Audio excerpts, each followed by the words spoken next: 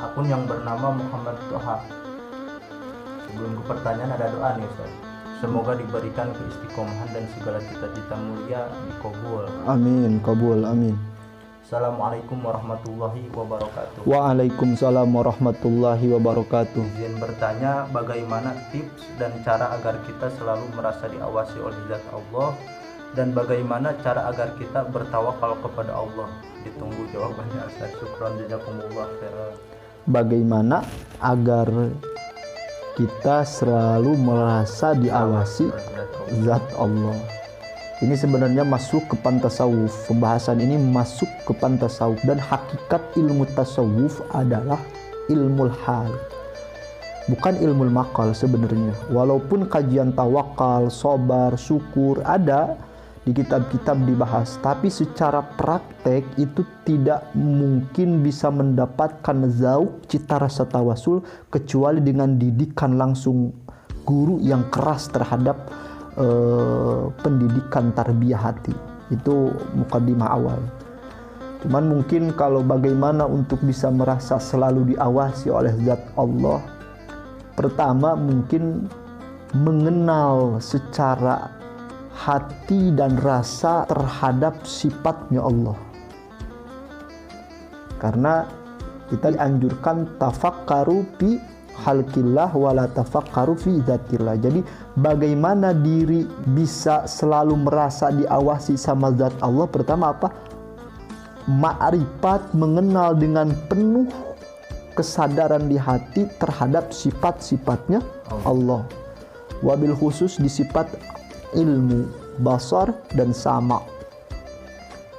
Sebagaimana masyhur di kitab-kitab tauhid, di kitab-kitab aqaid, bahwa di antara sifat Allah yang para ulama tetapkan yang masyhur 20 sifat, yang tentunya ini 20 sifat karena diambil dari kalam Allah dan Rasulullah SAW. Tapi yang jadi catatan awal, sebenarnya seluruh sifat kesempurnaan kullu kamal, maka itu adalah sifat yang wajib secara akli berada di zat Allah Subhanahu wa ta'ala. Dan kebalikannya, wa kullu naqsin, seluruh sifat kekurangan.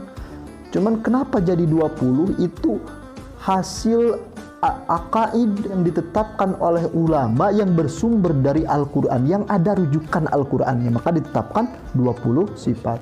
Dan secara garis besar itu sifat 20 itu dibagi 4. Ada yang disebut sifat nafsiyah, sifat salabiyah, sifat ma'ani, dan ma'nawiyah. Nah, kita bahas yang sifat yang berkaitan dengan rasa selalu diawasi oleh zat Allah Jalla Jalaluh. Tentunya berarti sifat ilmu, sifat sama, dan sifat basar.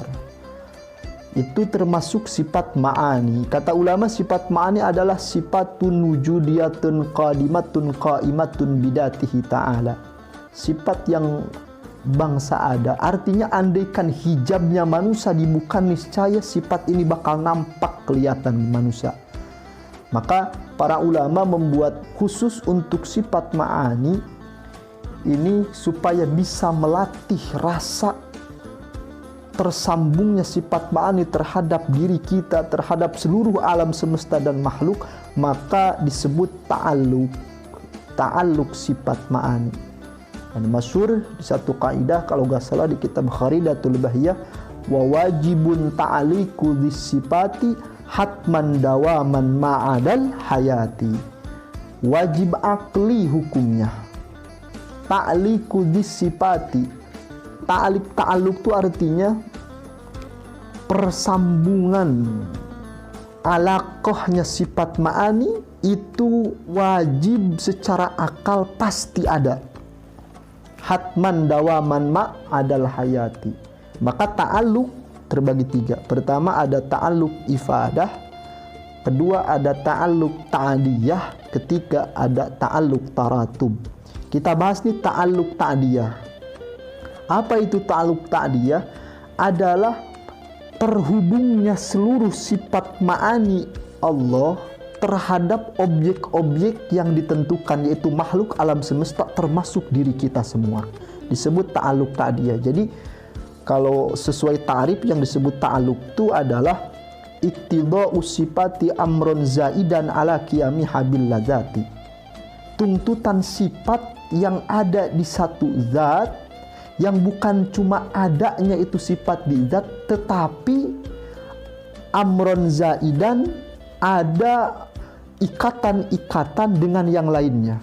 Contoh sederhana, alam semesta ini ada, kita ini ada, itulah hasil ikatan atau ta'aluk sifat kudratnya Allah subhanahu wa ta'ala. Ta'aluk kudrat ifadah, fungsi dari kudrat adalah ijad wa idam.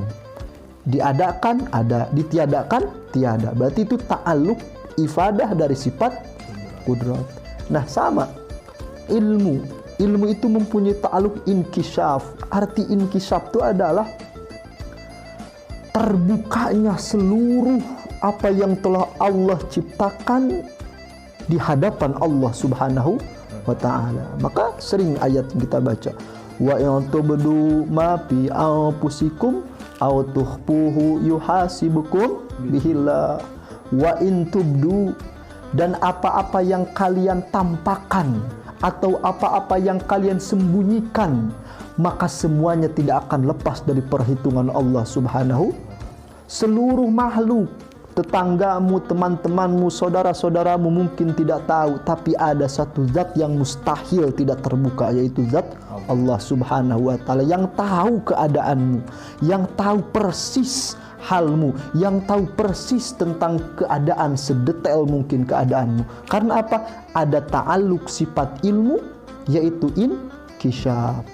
Nah, kedua, ta'aluk itu ta'diyah atau sasaran. Keterbukaan terhadap apa ilmunya Allah? Seluruh alam.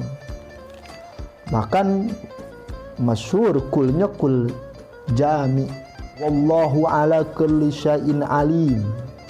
Kulli syai'in itu seluruhnya. Seluruh makhluk yang terdiri dari mumkinul wujud, atau perkara yang mustahilul wujud, atau perkara yang wajibul wujud secara akli, semuanya termasuk objek ta'aluknya sifat ilmunya Allah subhanahu wa ta'ala. Maka pertama, untuk kiat-kiat supaya diri merasa selalu diperhatikan atau diawasi oleh zat Allah adalah penghayatan, kesadaran akan sifat Allah, terutama sifat ilmunya Allah dan sifat basarnya Allah dan sifat sama'nya Allah yang mempunyai ta'aluk inkisab. Artinya dengan ilmunya Allah, dengan sama' dan basarnya Allah, segala makhluk dan seluruh alam ini terbuka di hadapan Allah. Tidak ada yang mampu bersembunyi di hadapan Allah subhanahu wa ta'ala. Maka sering disinggung, ala ya'lamu man khalaqa wa huwal latiful khabir. Ala ya'lamu man khalaqa wa huwal latiful khabir. Apakah zat yang menciptakan sesuatu tidak mengetahui sesuatu tersebut? Artinya pasti mengetahui. Ilustrasinya sederhana. Ini antum punya satu karya bikinan, misalkan bikin satu kotak di kertas.